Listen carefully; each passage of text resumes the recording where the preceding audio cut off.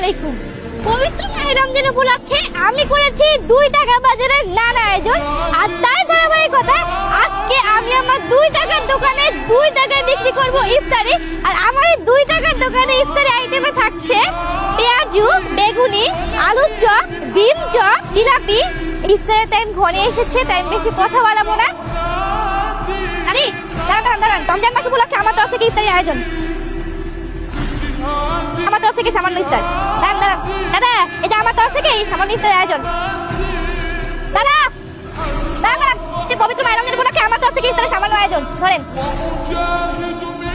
আরে এদিকে আসেন। পবিত্র মাহে রমজান উপলক্ষে আমার তরফ থেকে ইফতারের আয়োজন, এই ধরেন। আমি আজকে আমার তরফ থেকে ইফতারের আয়োজন করেছি, এই যে।